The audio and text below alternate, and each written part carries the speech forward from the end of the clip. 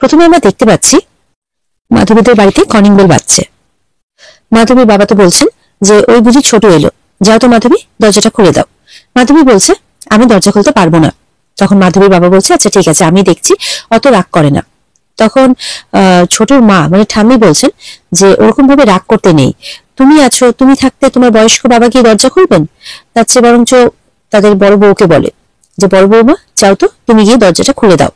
তখন মাধবীর বাবা বলছেন না না, আপনি বসুন, আমি দেখছি।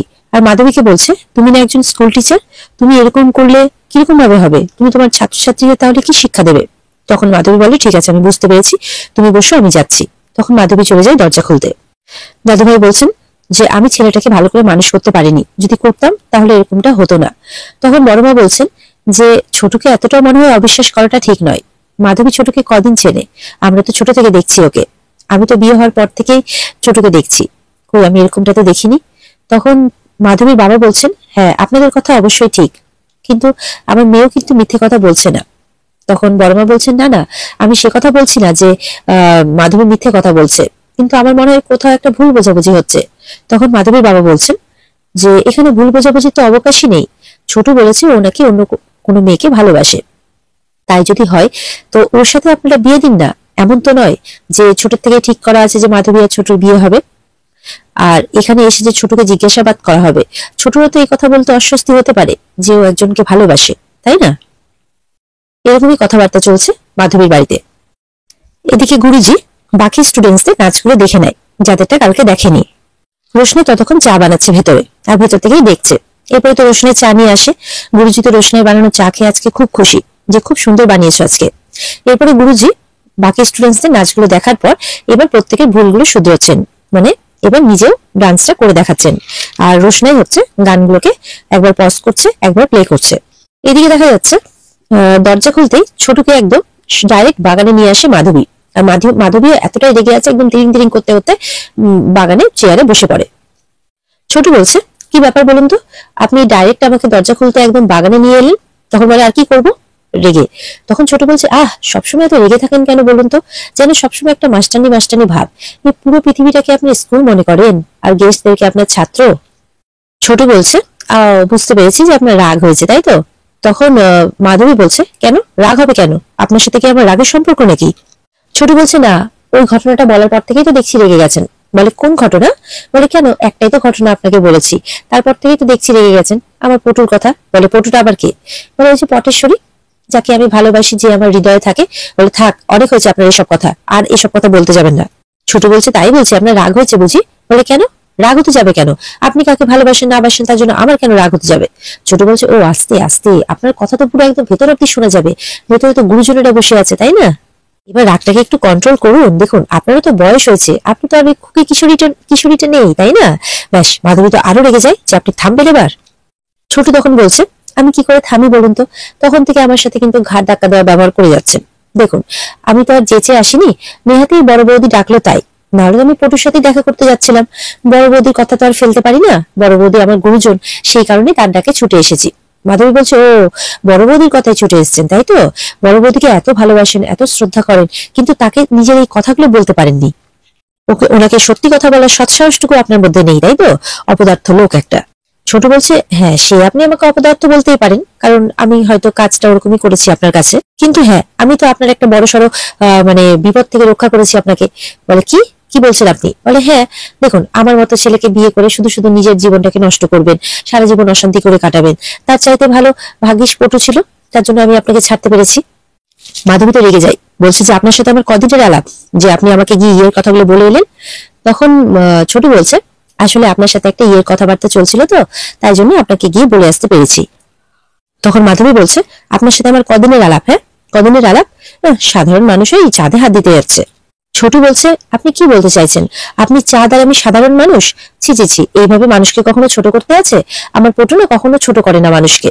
তখন মাধবী বলছে পটু পটু পটু পটু পটু পটু করে আমার মাথাটা খারাপ করে দিচ্ছে, যান না, যান এখান থেকে, যান না। বলে কোথায় পটুর সাথে সারা দুপুরটা ভালোবাসা করে কাটিয়ে দিতাম তা না, বলে অসভ্য বেহায়া নির্লজ্জ লোক একটা। মাধবী বলছে। ছোট বলছে ও মা আমি ভেতরে যাবো, আপনি যাবেন না, চলুন না। ওরা কোথায় আছে, মানে দোতলায় একতলায় কোথায় কোথায় আছে? বলে আপনি যান না, জানতো জানতো। বলে যে ও মা আপনি যাবেন না, আমি আপনাকে বাঁচালাম, আপনি আমাকে বাঁচাবেন না? বলে আপনি আমাকে কি মনে করেন বলুন তো? আর নিজেকেই বা কি মনে করেন আপনি? কোনো বড় কোনো কেউ কেটে নাকি? যেন আপনাকে ইয়ে করার জন্য আমার মাথা খারাপ হয়ে যাচ্ছে, অদ্ভুত একেবারে। এরকমই কথাবার্তা চলছে ওদের মধ্যে। ছোট বলে, দেখুন আমি কিন্তু অনেকক্ষণ আগে বেল দিয়েছি, ভেতরে বড় বৌদি মা বাবা এরা তো অনেক কিছু ভেবে নিতে পারে, তাই না? বলে কি ভেবে নেবে? বলে আসলে ভাববে যে এতক্ষণ আগে বেল দিয়েছি, তাহলে আমরা দুজন গেলাম কোথায়? তাহলে কি আমরা সবার আড়ালে বাগানের মধ্যে কি একটু ঘনিষ্ঠ হচ্ছি নাকি? এরকম কিছু যদি ভেবে নাই, যদি সবাই ভাবে যে আপনি ওই খবরটা শুনে আপনি আবার বুকে পড়ে একেবারে হাউ হাউ করে, তখন এই সমস্ত কথা শুনে মাধবী একদম উঠে দাঁড়িয়ে যায়, বলে ডিসকাস্টিং, অত্যন্ত অভদ্র আর অসভ্য একটা ছেলে। তখন ছোট বলছে, সেটা তো আপনি আপনার ইগো থেকে বলছেন। ছোট বলছে, দেখুন অনেকক্ষণ ধরে সবাই অপেক্ষা করছে ওপরে, মানে ওপরে না নিচে কোথায় কিভাবে যেতে হয় আমি তো চিনি না। তখন মাধবী ধুত বলে সেখান থেকে বেরিয়ে যায়। ওদিকে দেখা যাচ্ছে যে গুরুজি তো মেয়েটাকে ডান্স দেখিয়ে দিচ্ছে, কিন্তু মেয়েটা কিছুতেই পারছে না, খুব রোশনের পেছনে লাগছিল। এবার কেমন লাগছে, বারবার করে ডান্স দেখাতে গিয়ে মানে শিখতে গিয়ে বারবার করে পড়ে যাচ্ছে। এবার গুরুজি তো সেই বকা দিচ্ছে, কি ব্যাপার এতবার করে দেখিয়ে দিতে হচ্ছে কেন? স্টেজে গিয়েও কি আমি দেখিয়ে দেবো নাকি? ওখানে জাজেসরা কিন্তু ছোট ছোট পয়েন্টে ভুল ধরবে।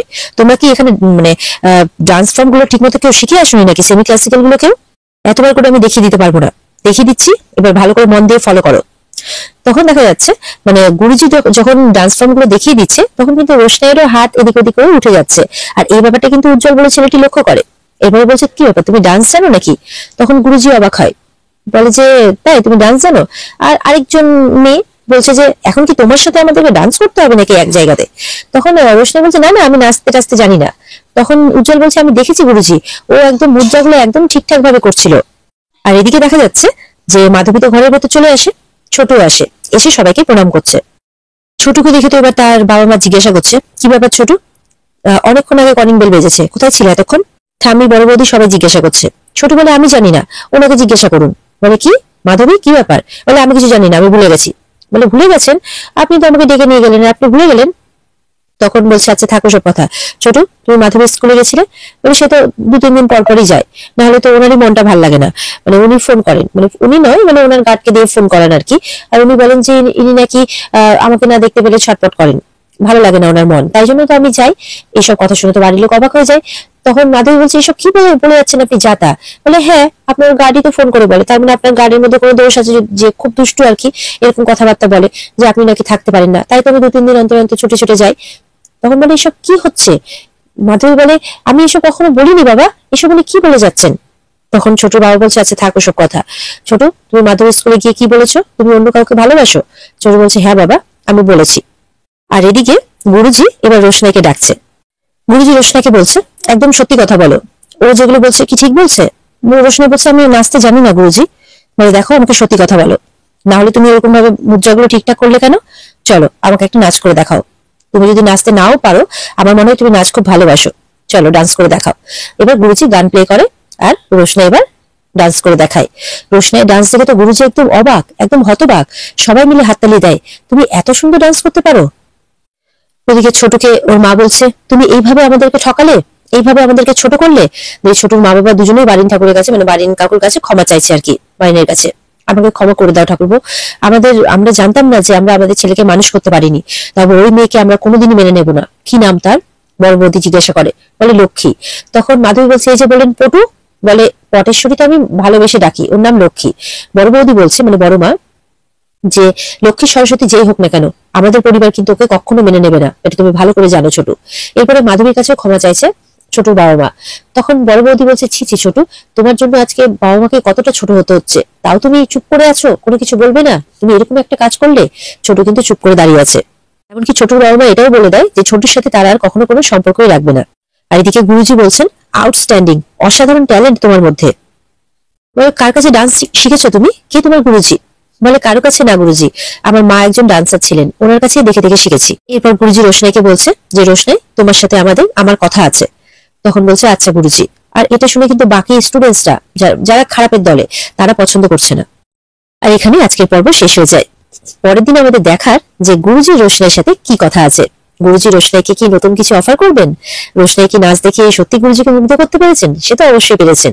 এবার গুরুজির স্টেপ কি হবে, দেখা যাক যে রোশনাই নিজের জন্য কোনো ফিউচার তৈরি করতে পারছে কিনা। তো বন্ধুরা, যদি পর্ব ভালো লেগে থাকে তাহলে অবশ্যই কিন্তু পর্বকে লাইক, কমেন্ট আর সাবস্ক্রাইবটা করতে ভুলবে না। আর পর্বের বিস্তারিত দেখতে গেলে অবশ্যই স্টার জলসার পর্দায় তোমরা নজর রাখবে। আশা করি আজকের পর্ব তোমাদের খুব ভালো লেগেছে। এরকমই কিছু একটা তোমরা হয়তো দেখতে চাইছিলে, যে রোশনাই নিজের জন্য যাতে কিছু একটা করতে পারে।